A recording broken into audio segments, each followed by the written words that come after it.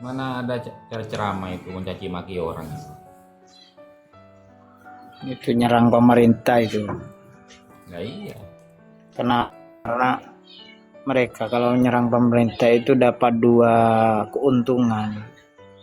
Yang pertama, kan pemerintah itu banyak yang tidak suka dengan programnya, dia dapat dukungan. Yang kedua, dia itu cari supplier, jadi buzzer dia dari orang-orang yang lawan politik yang tidak suka dengan kepemerintahan gitu.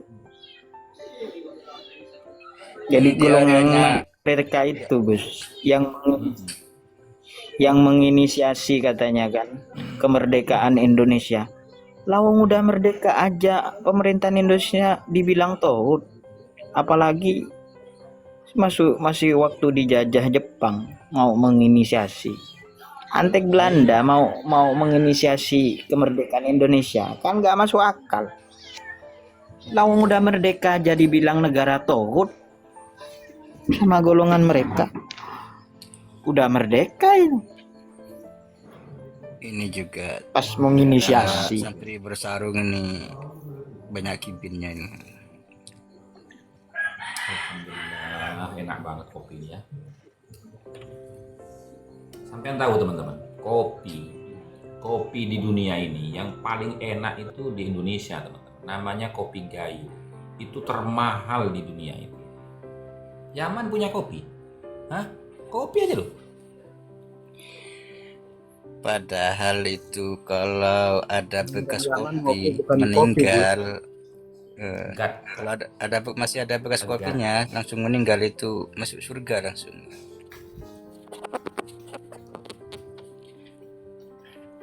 Oh itu hadis palsu itu. Saya itu gini. Saking saya palsunya pernah hadis itu. melihat itu begini. Ada orang Arab datang ya ke Bali itu. Yang dia cari apa? Kopi Arabica Gayo. Yang dicari itu.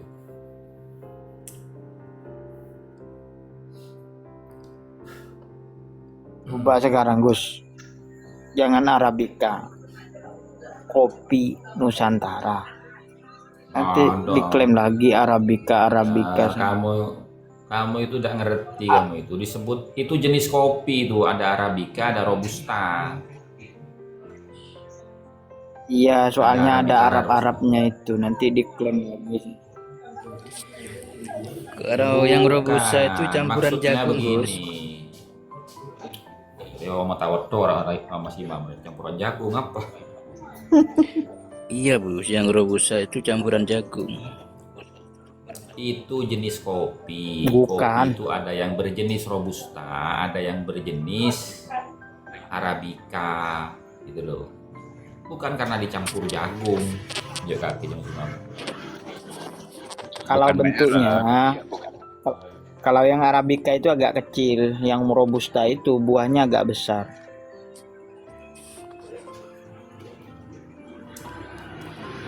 Yang enak memang Arabica. Cuman saya fobia dengan Arabica semenjak ada Baklawi ini. Parah. Balawi bukan Arab kok. Balawi bukan Arab. Itu gimana Oh, iya, ya. kamu itu? Ini benian. Tarimia berarti, Tarimia. Saya nggak Jangan, hati-hati Soalnya lagi dia berharu. yang buat hadisnya itu. Bentar dulu. Kamu itu hati-hati. Ada hadisnya Nabi, walaupun sanadnya dhaif. Ahibbul Arab min salasin. Li'anni Arabiyyun wal Qur'anu Arabiyyun wa kalamu ahlil jannah fil jannah Arabiyyun. Tengate loh. Bukan serongkun. Rokok ya. Gus la fadla alal arabi wal ajami. Tidak ada yang lebih utama illa taqwa kan. Antara ajam dengan Arabi nggak ada yang bukan masalah utama. ketakwaan, cuma kamu fobianya itu loh. Kok lari ke kemuliaan? Kamu fobia tadi itu. Kok lari ke kemuliaan?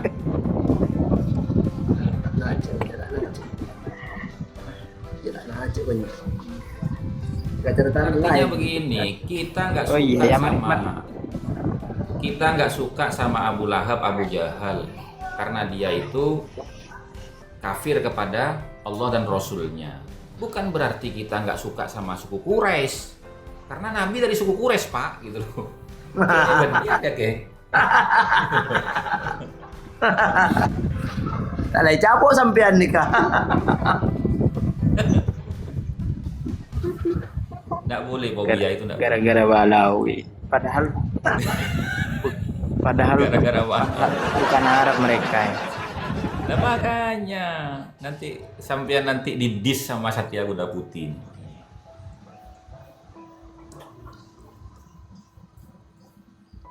Kalau sampean tidak jelaskan tadi, dia setuju statement saya itu, Gus. Ya. Oh gitu ya. Karena dia sering bawa.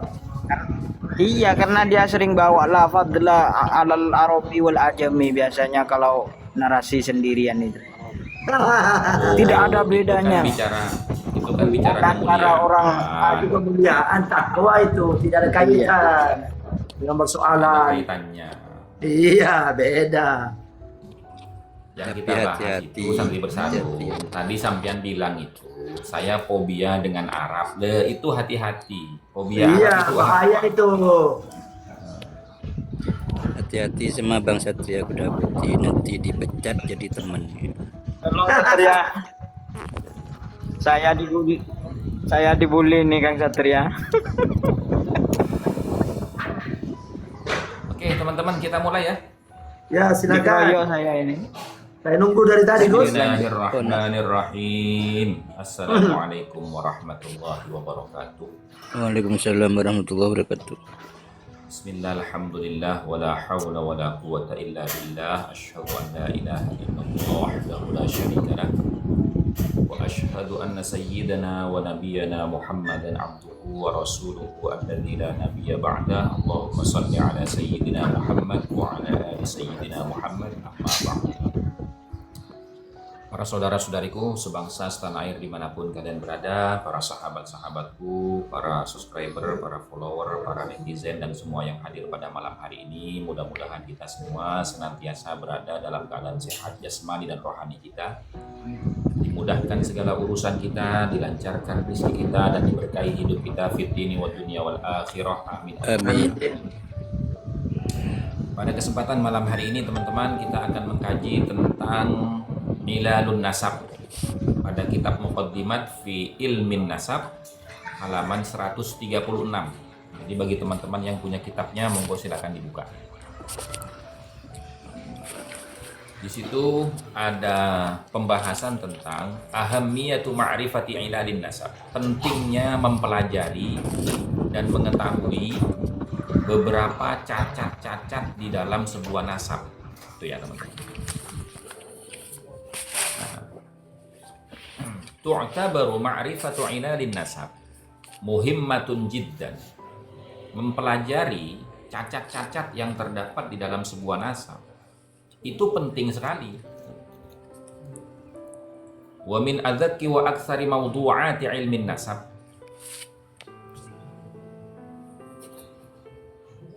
wu'uratan wa ghumudan, ya kan? Dan dari rumitnya dan banyaknya ya pokok-pokok pembahasan di dalam ilmu nasab ini, wu'uratan, yang sangat sulit ya, wa ghumudon, dan juga banyak yang tidak jelas, banyak ketidakjelasan. Wala yastati'u ayyudriyah bidalwahu fiha illa man kana dha nadharin thaqibin wa fikrin wiqadin. Dan tidak akan mampu orang itu untuk memberikan sumbangan pendapat fiha, di dalam pembahasan ilmu nasab, illa man kana dha nadharin thaqibin, kecuali orang yang memiliki pandangan yang tajam, wa fikrin wiqadin, dan pemikiran yang cemerlang gitu. Wa kana min ahlil hifdhi wal khibrati wal fahmi as-salimi. Dan mereka itu orang yang memiliki pandangan yang tajam dan pikiran yang terang ya. Itu adalah orang-orang yang memang ahli menghafal, wal khibrati, dan memahami tentang khabar-khabar, wal fahmi salim, dan memiliki kefahaman yang lurus, wal itla'il wasi'i, dan wawasan pengetahuan, fi kulli ma yata'allaqu bihadzal ilmi, terhadap setiap apa yang berkaitan dengan ilmu ini. Nah, di sini kita bisa memahami teman-teman, kenapa teman-teman itu harus betul-betul memahami kaidah-kaidah ilmu nasab. Karena kalau tidak, maka Anda tidak punya kepekaan, tidak punya kesadaran, dan tidak punya koneksi ketika ada pembahasan ini. Nah, ini pembahasan ini terkoneksi dengan kaidah yang mana? Ketika ada pertanyaan ini kita jawab dengan kaidah yang mana? Apalagi ketika kita membuat analogi, apa yang bisa kita analogikan dari pembahasan ini? Nah, itu perlunya kita mempelajari dan memahami kaidah-kaidahnya dulu.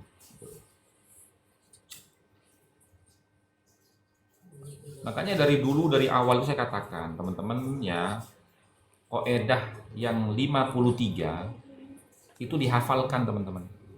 Gitu loh.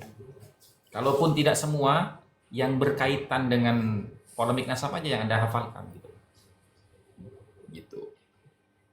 Karena apa? Ya karena itu. Wala yastati ayyudliyah bidalwahu fiha, orang itu tidak akan bisa memberikan sumbangsih pemikirannya atau pendapatnya fiha, di dalam pembahasan sebuah nasab. Justru malah membuat kekacauan.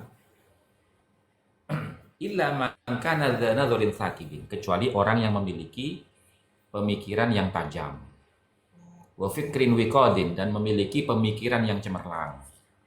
Nah, siapa mereka itu? Ya orang-orang yang menghafal, mengetahui informasi-informasi berkaitan dengan nasab itu, dan memiliki pemahaman yang lurus gitu loh. Tidak condong kanan, tidak condong kiri, ada di tengah, profesional gitu loh. Kemudian wal itla'il wasi'i, wal itla'il wasi'i, wawasannya luas. Kenapa kok wawasannya luas? Ya karena dia banyak membaca. Kitab ini dibaca, kitab ini dibaca, kitab ini dibaca, sehingga pengetahuannya luas gitu.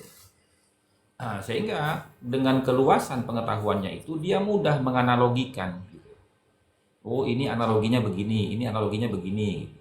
Membuat contoh kasus itu gampang supaya masyarakat awam itu bisa memahami. Karena apa? Karena analogi itu dibutuhkan bagi masyarakat awam. Sebab ya, masyarakat awam itu kadang-kadang kurang memahami ya bahasa-bahasa intelektual gitu. Bahasa-bahasa akademik itu kurang memahami. Makanya perlu dianalogikan.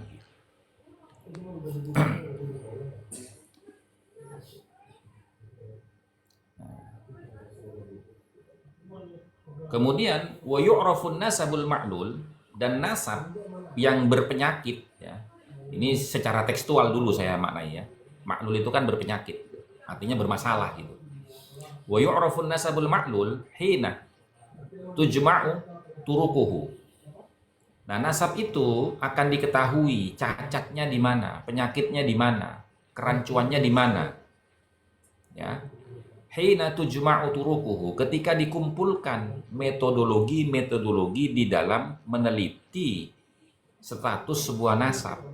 Nah, kalau sampean tidak paham metodologinya, ya bagaimana kita bisa mengetahui bahwa nasab ini ada problem, nasab ini ada cacatnya, nasab ini ada yang kurang. Nah, itu nggak akan diketahui. Gitu loh. Wa yunzaru fi ikhtilafi rawatihi, dan itu bisa dilihat fi ikhtilafi rawatihi, di dalam ya kerancuan periwayatnya, di dalam kerancuan periwayatnya, wa fi dhabtihim wa itqanihim, dan di dalam dobitnya mereka dan kepakaran mereka. Jadi yang meriwayatkan ini dobit nggak? Dobit itu apa? Orang yang meriwayatkan ini itu sudah sesuai dengan standarisasi kaedah-kaedah isbat nasab apa tidak? Gitu loh. Nah, kemudian itqon. Itqonnya itu apa? Itqonnya itu oke. Asofia, silakan kamu naik kalau tidak sepakat dengan apa yang saya terjemahkan, tidak apa-apa. Gitu. Silakan naik, Sofia. Nah, itqon itu apa? Kepakarannya Naik, di bidang masih ada dua ilmu nasab kursi. itu. Gitu loh. Nah. Wa yatafarradu rawi birriwayati bi mukhalafati ghairihi lahu mimman huwa aktsaru hifdhan minhu wa dhabtan. Gitu loh. Dan dibedakan, perawi itu dibedakan. Ya, dibedakan dengan apa? Dengan perawi-perawi yang lain, gitu loh. Dari apa? Dari banyaknya dia menghafal, ya, dari kesesuaian periwayatannya dengan barometer-barometer atau kaidah-kaidah yang ada di dalam ilmu nasab. Gitu. Au aktsara adadan ma'a qara'in ukhra tadummu ila dzalik, atau berdasarkan banyaknya, ya, korinah-korinah, data-data pendukung lain, ya, yang terkumpul di sana, gitu. Nah, contohnya begini, ketika orang membahas polemik nasab ini dalam rangka dia itu membela nasabnya Ba'alawi, kemudian membawa nama Ibnu Hajar Al-Haytami, ya kan? Wah, itu Ibnu Hajar telah mengisbat nasabnya Ba'alawi. Benarkah Ibnu Hajar itu telah mengisbat nasabnya Ba'alawi atau tidak? Mari kita saksikan redaksinya seperti apa. Kita cross check dulu. Ini contoh saja teman-teman ya, analogi teman-teman. Nah, Ibnu Hajar itu katanya telah mengisbat nasab Ba'alawi di mana? Di dalam kitab Sabat Ibnu Hajar. Nah, kemudian apakah Ibnu Hajar itu betul-betul mengisbat nasabnya Ba'alawi seperti yang mereka katakan? Nah, makanya di sini dibahas teman-teman. Ini dalam kitabnya Keimat ya, dibahas. Begini, Ibnu Hajar Al-Haytami itu kan seorang tokoh ulama yang hidup di abad ke-10 Hijriah. Karena dia itu wafatnya 974 Hijriah, teman-teman. Dalam kitab sabatnya telah menyebutkan tartib sanad yang dia kutip dari kitab Juz'ul Latif. Halaman 493. Ya. Jadi di dalam kitab Juz'ul Latif itu halaman 493 yang ditulis oleh Abu Bakar Al-Idrus Al-Adni. Dia itu wafat pada tahun 914 Hijriah. Nah, dia Al-Idrus itu telah menulis dalam kitabnya sanadnya dalam menggunakan khirqah. Khirqah itu apa? Jubah, teman-teman. Jadi kalau orang masuk dalam dunia tasawuf itu kan sama gurunya setelah dia dibaiat itu dikasih jubah, khirqah. Begitu, teman-teman. Nah, kemudian disebutkan itu bahwasanya sanad dia di dalam menggunakan khirqah tasawuf itu, jubah tasawuf itu dari bapaknya, dari kakeknya, dari buyutnya sampai kepada Ahmad bin Isa dan sampai kepada Rasulullah Shallallahu Alaihi Wasallam. Gitu. Nah, kemudian apa yang termaktub dalam kitab Juz'ul Latif karyanya Al-Idrus ini kemudian dikutip oleh Ibnu Hajar. Gitu loh. Sanadnya itu dikutip. Jadi Ibnu Hajar ini memiliki sanad lubsul khirqah menggunakan jubah tasawuf itu dari gurunya. Siapa gurunya itu? Syekh Al-Halabi. Nah, Syekh Al-Halabi ini adalah murid daripada Abu Bakar Al-Idrus. Artinya Ibnu Hajar tidak langsung berguru kepada Abu Bakar Al-Idrus, tapi berguru kepada muridnya Abu Bakar Al-Idrus. Nah, ketika menanya, sanadnya dari mana ini guru? Silakan kamu baca nih kitab guru saya, Juz'ul Latif. Nah, itu. Nah, kemudian kalau orang bertanya, ya kan? Kalau orang bertanya, bagaimana kapasitasnya Ibnu Hajar dengan Kiai Imat? Nah, kita lihat dulu. Kita lihatnya bagaimana? Apakah Ibnu Hajar ketika menuliskan sanad lubsul khirqahnya itu menggunakan dalil tidak. Bahwasanya kalam itu kalam isbat. Nah, sementara Kiai Imad ketika membatalkan itu, apakah Kiai Imad itu membawa dalil? Kan begitu. Nah, kemudian di dalam kitab Muqaddimat yang kita bahas pada malam hari ini, halaman 85, itu kan ada kaidah yang ke-29. Ya. Kaidahnya bagaimana? Wa yanbaghi 'ala bahitsil ansab alla yuqaddisan nusus. Hendaknya bagi para peneliti nasab alla yuqaddisan nusus. Hendaknya tidak menganggap benar semua keterangan-keterangan yang ada. Fakullu nassin ada kalamillahi wa hadis rasulihi sallallahu alaihi wa alihi. Karena setiap keterangan selain firman Allah subhanahu wa ta'ala dan hadisnya Rasulullah SAW, fahuwa yakhda'u litahqiq wa tadqiq, maka itu ya perlu diteliti dan dikoreksi, gitu ya. Wa huwa mu'ridun lil khata' was shawab. Ya. Karena apa? Karena setiap perkataan selain firman Allah dan hadisnya Rasul itu berpotensi salah dan benar. Gitu loh. Nah, dan jika ada orang yang membantah pernyataan ini, dia berkata Ibnu Hajar bisa salah, ya kan? Dalam mengutip nasab Ba'alawi, jika Ibnu Hajar bisa salah dalam mengutip nasabnya Ba'alawi, maka boleh jadi Kiai Imad juga salah di dalam membatalkan nasab Ba'alawi, kan begitu. Nah, akan tetapi begini, kita harus mempertimbangkan dalil-dalilnya, teman-teman. Sebelum kita mengatakan orang lain itu benar dan salah, kita harus mempertimbangkan dalil-dalil dari kedua orang itu. Gitu loh.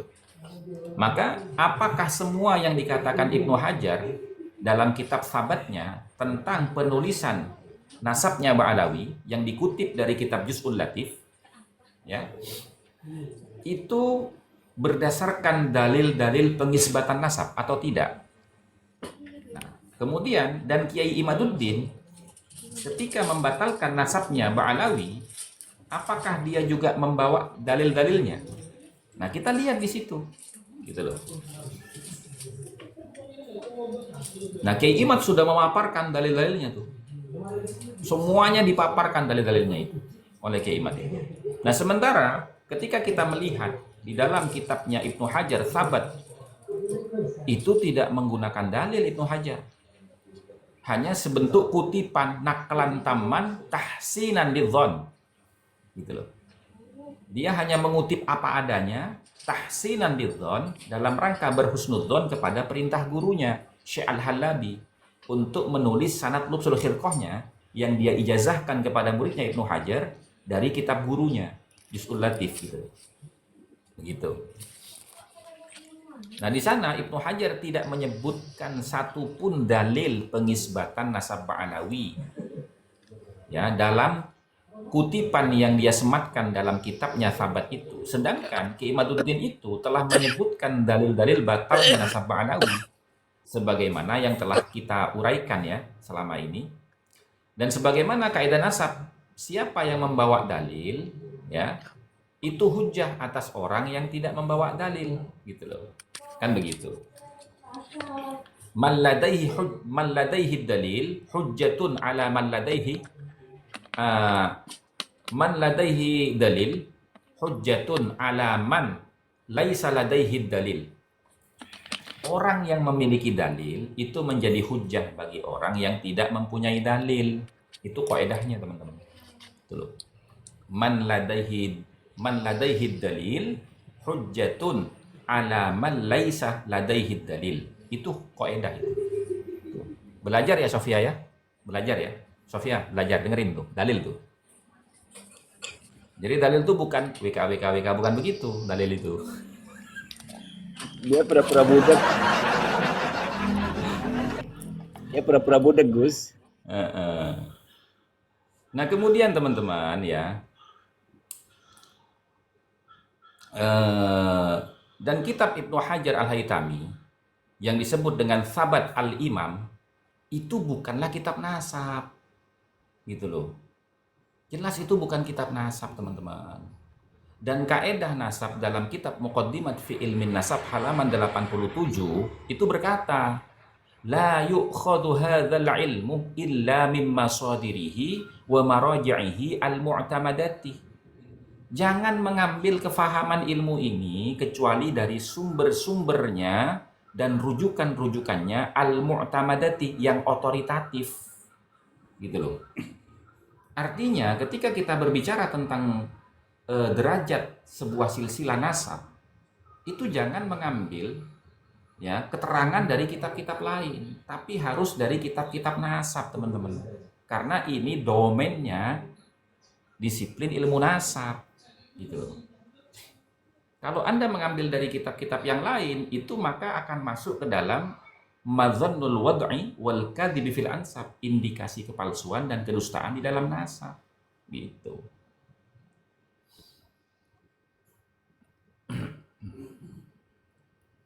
Nah, kemudian yang perlu diketahui lagi ya, innan nasaba innama yathbutu bi kitabin nasab.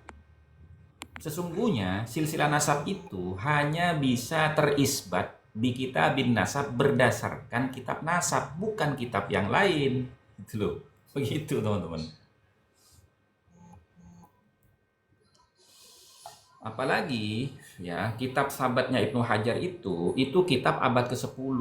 Sementara orang yang kita bahas mahallun nizaknya ini ya, permasalahan yang dibahas ini adalah betulkah Ubaid itu leluhur Ba'alawi itu putranya Ahmad bin Isa atau bukan? Itu mahallun nizaknya.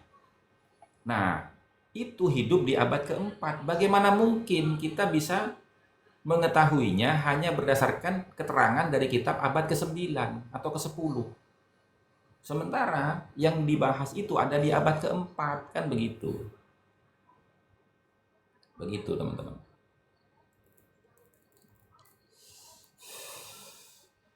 Nah, seperti ya, apa yang saya sampaikan barusan itu termaktub dalam kitab Usul Ilmin Nasab wa Mufadhalatu Bainal Ansab halaman 77. Bagaimana bunyinya? La yumkinunal hadithah anin nasabil qadim. Tidak mungkin kita itu akan membicarakan nasab yang terdahulu binaan alama wurida fil kitabil hadithati al-mustanadati ila kalami ghairi mantikin. Hanya berdasarkan apa yang termaktub di dalam catatan yang baru ya, yang sumber referensinya itu dari perkataan yang tidak logis. Tidak logis itu apa? Tidak sesuai dengan kaidah-kaidah nasab. Au ala dzakiratis syu'biyati faqat. Atau hanya berdasarkan keterangan-keterangan kolektif saja, keterangan-keterangan kolektif dari banyak orang saja, itu nggak bisa. Makanya diteruskan di situ, wa indama nuhakkikun nasabah, dan ketika kita itu mau meneliti sebuah nasab, fa innal masadirah, maka sesungguhnya sumber-sumber referensi allati yumkinu an nastaqi bihan nasabah, yang memungkinkan kita untuk bisa menggali informasi minha dari sumber-sumber referensi tersebut an-nasab akan sebuah nasab yang sedang kita teliti, yajibu maka wajib antakuna minal kutubil ansabil qadimati, wajib dari kitab-kitab nasab yang terdahulu. Gitu loh. Nah, yang terdahulu di sini qaidnya apa? Karena yang dibahas itu adalah tokoh keturunan Nabi yang hidup di abad keempat, maka yang disebut Al-Qadimah di sini qaidnya adalah kepada abad keempat dan abad kelima. Begitu, teman-teman. Monggo silakan dibahas bersama-sama. Kalau ada yang belum paham silakan bertanya, atau ada yang menambahkan analogi atau keterangannya silakan, teman-teman.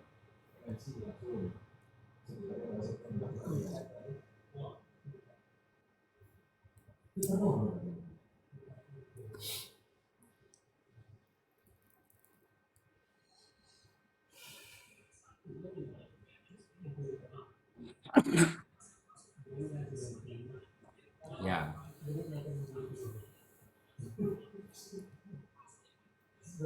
Begitu. Monggo silakan Kiai Ahmad yang baru datang ini sama Bang Jaya siapa ini? Bang Jaya Kusuma ini, silakan.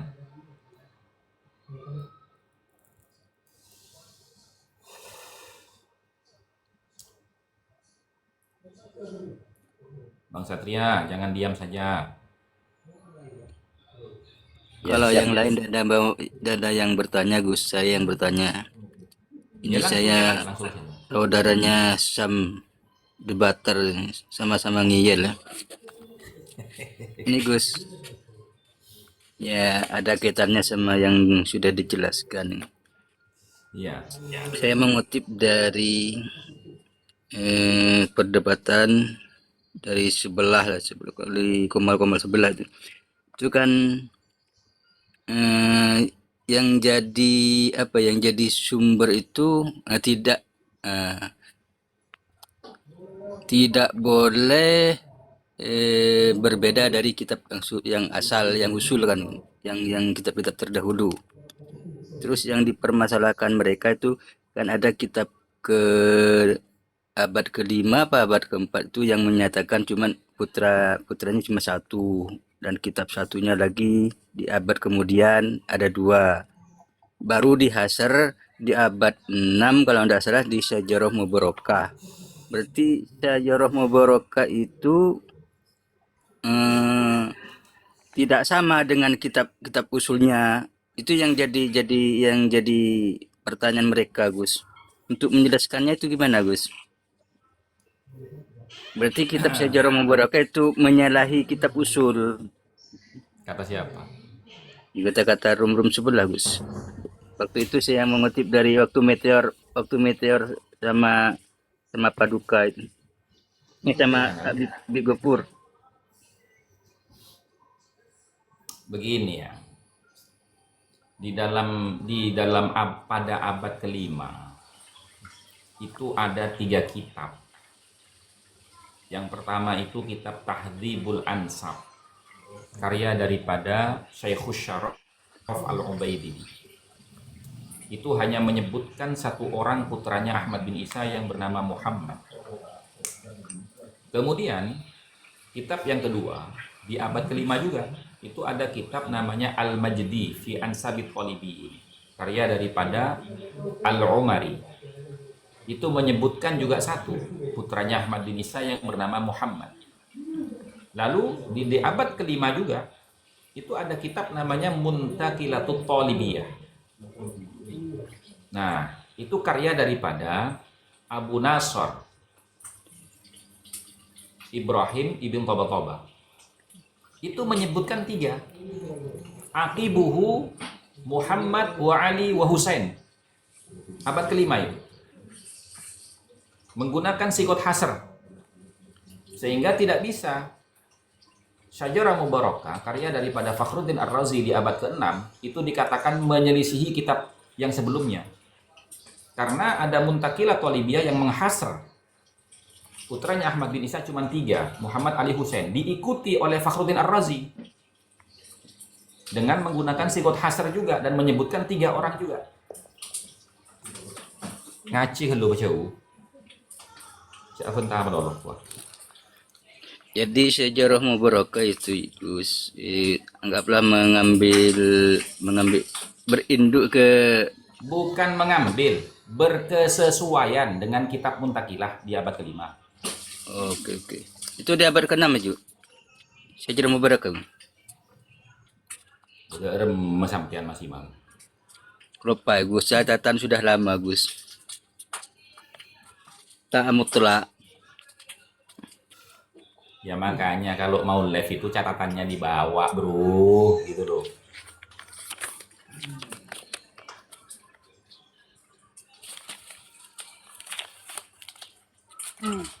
Saking banyaknya catatan Gus, 3 tahun nyata terus. Enggak, kan begini loh. Kan begini ya, ketika membahas tentang kitab-kitab nasab yang digunakan sebagai argumentasi oleh Kiai Imad, itu kan tidak lepas dari itu.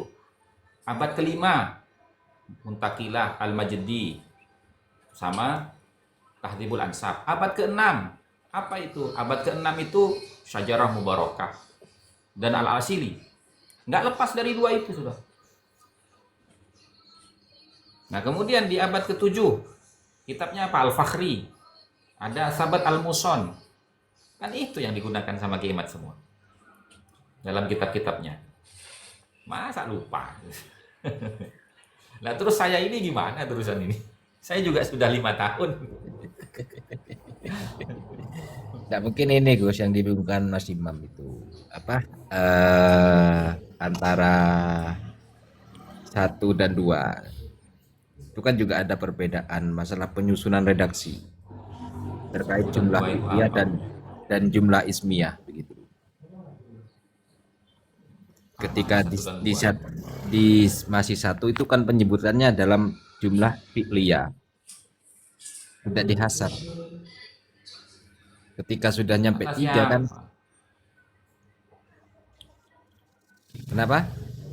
Kata siapa itu sampean itu? Maksudnya gimana? Nggak paham saya. Artinya kan begini, ketika 1